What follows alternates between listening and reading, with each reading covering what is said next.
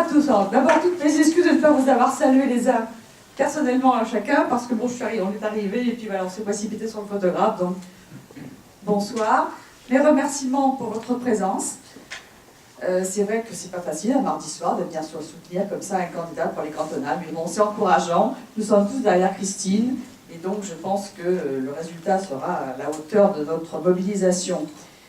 Je voulais remercier donc Madame Marianne Manchon, qui nous a fait l'honneur, qui me fait l'amitié d'être là ce soir, notre ministre donc de la Cohésion sociale et solidarité, en soutien à Christine Rodier.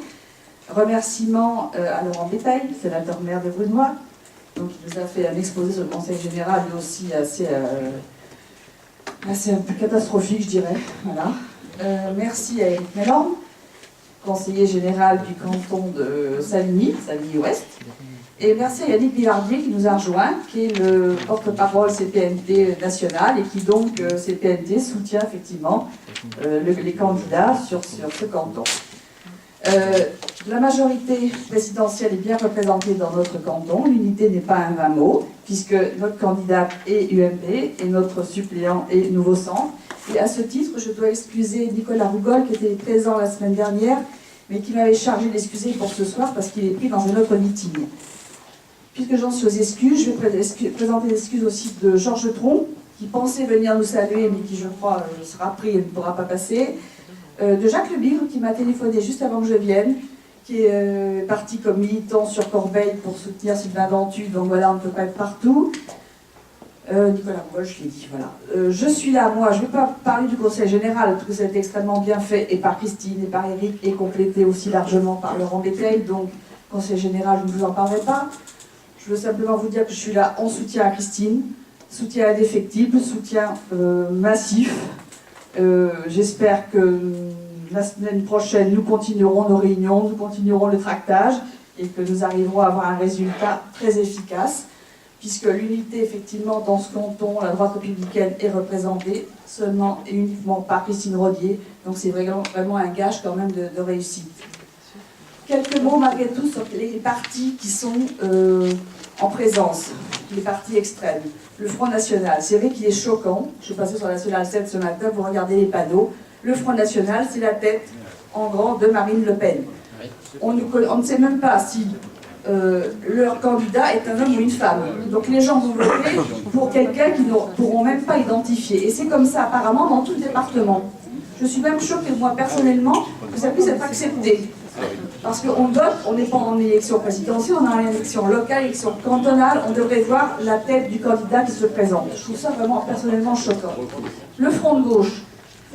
Le Front de gauche, je ne sais pas si vous avez vu leur affiche, ils appellent à la révolution citoyenne.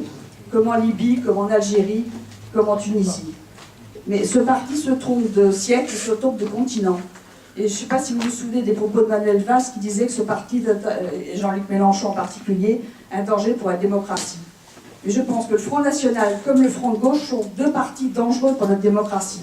Donc vraiment, il faut aller voter, il faut surtout essayer de mobiliser les abstentionnistes potentiels, parce que le grand risque, c'est ça, c'est l'abstention. Donc pour que notre candidate soit au deuxième tour, il faut vraiment être très très très présent au niveau, donc physiquement, mais aussi au niveau des procurations. Donc faites appel à vos voisins, à vos amis, je me répète, mais c'est vrai que c'est capital, il faut absolument essayer de susciter un nombre de procurations important pour que nous puissions arriver à être présents au deuxième tour. Avant de passer là, je voudrais remercier aussi avant de présenter Madame le ministre, je voudrais aussi Antoine. Je voulais remercier le directeur de campagne, Maestro, dans le domaine, qui est vraiment, je pense, c'est un combat combat de sa vie, dernier combat de sa vie, hein, Antoine, pour soutenir Christine. Que Dieu le sait. Que Dieu le sait. Mais enfin bon, vraiment, merci Antoine pour ta présence et tout ce que tu peux mobiliser comme énergie en soutien à Christine. Avant de passer la parole à Madame la Ministre, je voudrais quand même vous la présenter parce que je ne suis pas certaine que tout le monde connaisse le parcours assez exceptionnel de Marianne Manchon. Madame Manchon est mariée, elle a 4 enfants. Après un 3e cycle en gestion de l'emploi, elle a intégré un cabinet de conseil comme consultante junior, puis a rejoint l'Union des caisses centrales de mutualité agricole comme responsable de la formation des cadres supérieurs, puis Groupama comme responsable de personnel. Elle devient DRH chez OCP Répartition, en charge de la politique d'achat et de distribution de spécialités pharmaceutiques en France et en Europe. Puis, elle crée un cabinet conseil en organisation qu'elle dirige jusqu'en 2002. Et là, elle entre en politique. Députée de la 7e circonscription du Val-de-Marne, bien comme nous, on est 7e circonscription, nous aussi. Élue en 2002, réélue en 2005 et en 2007. Puis, en même temps, elle fut juge titulaire, tu es toujours d'ailleurs, juge titulaire. Oui, depuis que je suis au gouvernement. D'accord. Juge titulaire à la Cour de justice de la République, où elle siégeait en même temps que Laurent Béteille. Voilà. Madame Monchamp fut ensuite secrétaire d'État aux personnes handicapées auprès du ministre de la Santé et de la Protection sociale en 2004.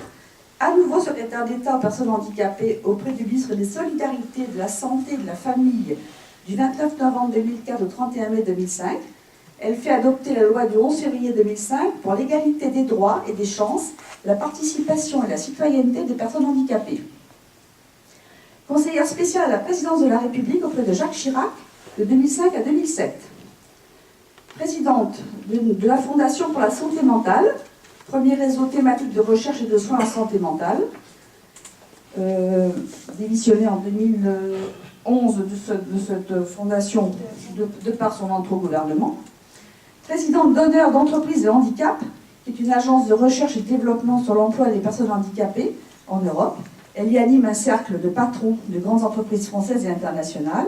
Et puis, secrétaire d'État aux solidarités et à la cohésion sociale, auprès de la ministre des Solidarités et de la cohésion sociale depuis le 14 novembre 2010. Voilà. Vous voyez ce parcours quand même assez exceptionnel. Et donc, le poste qui a été confié est tout à fait dans ses compétences, et je pense qu'elle va pouvoir nous parler de tout ça avec Maestria, sachant que la majorité de tes compétences sont aussi en charge du Conseil général, donc voilà. Donc tu vas pouvoir en fait nous faire un petit peu le parallèle entre ce qui devrait être fait et ce qui malheureusement n'est pas fait. Voilà. Je vous demande d'applaudir Madame Monchamp et je vous remercie.